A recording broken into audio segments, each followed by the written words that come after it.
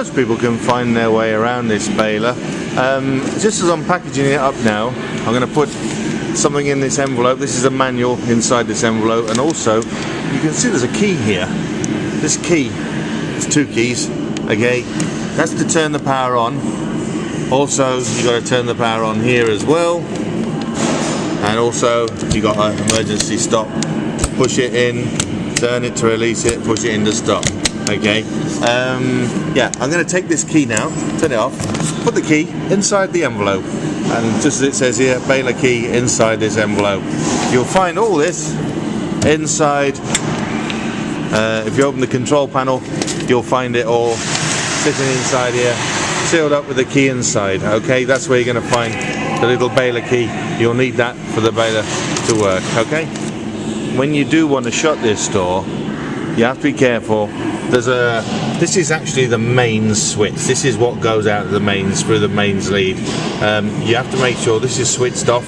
It says on there and off there, so it's got to be switched off. And also this switch here has got to be an off. And then you've got to fit them together. Right, just inside there, you've got to fit these 2 objects together like that. Then you'll find you can turn it on. And also to shut the door with this handle here. This handle here is just for shutting the door. This is to switch on and off. Never try to open the door up just by opening this handle. You must have the machine switched off as well, or else you're going to damage this on-off switch. This on-off switch, incidentally, you could pull at it and put a little lock inside there. You'll find you can actually push at it and pull this switch out and put a little lock in there if you wanted to. What I do is I take this handle.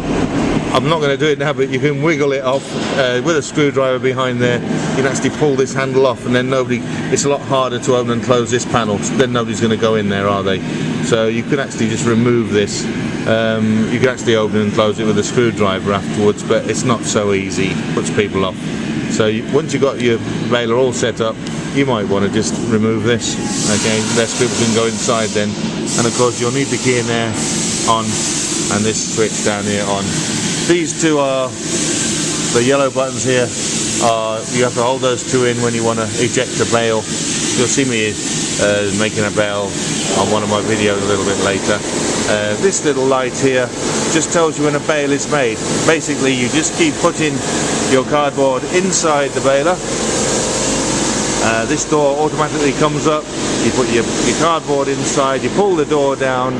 There's a magnetic catch here. It's called an electromagnet on the top, just up there on the top. It's an electromagnet. So you don't slam the door down, you pull the door down and you give it a second just to engage. And the electromagnet engages, it holds the door down. And then you just come around to here. You'll see a little green light on. It says system ready. You press the start button and it'll take about 30 seconds for the plate to come all the way down to the bottom. It'll press and then go back up again. Okay, and when it goes back up, automatically this door gets released. Door flies up. You can put some more cardboard inside. You'll see us making it on one of my videos. I'm going to send you. It's actually going to be on my website very shortly, so you can actually see us operating the baler. It's very, very straightforward. Eventually the baler, when it's full, it's got some limit switches inside there on the side, and basically when the baler decides that it's full, you can make a smaller baler if you want to, but when the baler is full, a little light will come on here, says bale made. Okay, and also the plate which goes down and up, you'll only come up halfway on the last one. It's called a last chance feature, and when that happens you just put a piece of card across and then you pull the door down again. This time when you press the start button, the plate will go down and it will stay down. So it's a last chance feature. It just comes up halfway and it lets you put a good piece of card across the top, so if you like you can make a sandwich of the bale. It's just so you can put a good piece of cardboard across so the wires will go around it afterwards. You pull the door down, press the button, the plate will go down and it will stay down. Now once the plate is down, you've got to then open the door. You'll see us doing this. To open the door there is a little catch on here. On here there's a little catch on this handle. It's got to be one way to open it, one other way to close it. You'll soon find that out. It's quite straightforward. It's not rocket science. So you just flick a little catch on here to open it and the catch the other way to close it. And you can actually move these quite easy in your hand when it's loose, okay? Just click, click, click, click, click, and you can open this door. When you got the door open, to actually eject the bale out of one of these, when you open the door, obviously this door, the top door will go up. To actually eject a bale, you have to have the door fully open, okay? The door's got to be open as far as it will go. It only opens to about, I'd say about 100, 110 degrees. But when it's open, just here on the side, there's a little limit switch here, a little device, and when you've got the door open fully, then it will actually throw the bale out. So you've got your door open, and then you'll pass the wires through from the back. Pass the wires through. If we go to the back and have a little look, go through to the back, you put the wires through underneath. There's little gaps in between each section of the pressing plate. You just push the wires through. You can see I only put 4 cables, whether it's plastic or cardboard, I only put 4 cables through. You can see there's six grooves, so you could effectively put 6 wires in there, but that's just a costly way of using your baler wire up. 4 is enough. So I just go in the first one, miss one, and the next one, and the same on the other side. I go the one on the outside, miss the one in the middle, and then go to that one. So I just put the 4 wires through. You put them through before you make the bale. You put them through when you're going to set up your baler. You would put your wires through first, through the front with the door open, shut the door on it. Hopefully you'll get them in the grooves as well inside the baler machine. When the wires come out the back, you can stand on them to put a little kink in them, okay? And then when you bring them up here, if you look up at the top, I've got some little holes here. They're just here on each groove, and basically these wires, they do have a pointy end on them.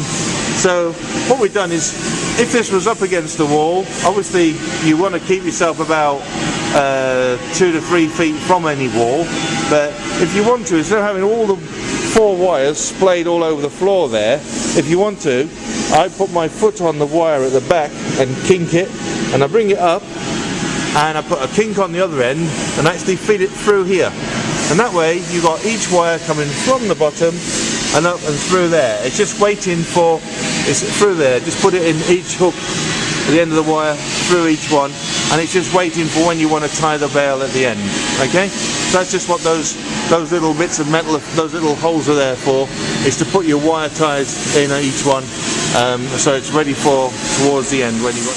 Just to be aware of this little thing at the top of the wire up and over door. If you look at the very top there, that is an electromagnet up there that engages when you pull the door down, okay? You can actually feel it. If you pull the door down, don't slam it down, just pull it down, and it just takes a split second, you can feel it engage, and it sort of grips the door and holds it down. Okay, that's what holds it down under the pressure, electromagnet. We've got another magnet down here which actually helps to operate the baler. So there's 2 there. Again, looking at the wires there, they go up and over those pulleys and down inside the box section, and inside there's a very long cylindrical weight, weighs probably about 25-30 kilos in each side of the door, and so when you do stand the baler up, it's very important that you're conscious of the pulley there and having the wires going over each pulley, one on each side of the door. If we look at the top of the baler now, you can see a cap in the middle there. Okay, there's a little cap. If I just put my finger, see a cap there. That's basically what you've got to replace the plug with.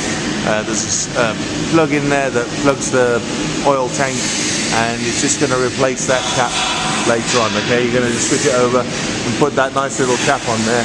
On the side of the tank, when you've got it all done, all upright, you should see that you've got plenty of hydraulic oil. There's a little gauge on the side there, and you'll have plenty of oil. Now, just to be aware, when the pressing plate is down, the oil looks lower than it is. Sometimes people think, oh my god, there's no oil in this machine, but that's because the pressing plate is down. When the plate goes up, it goes back up again. Whatever you do, don't fill the tank up if you've got the pressing plate down, because you might find that if you filled it, when the plate comes up, you're going to have oil coming out. Okay, it's just a thing to bear in mind. On all balers it's the same.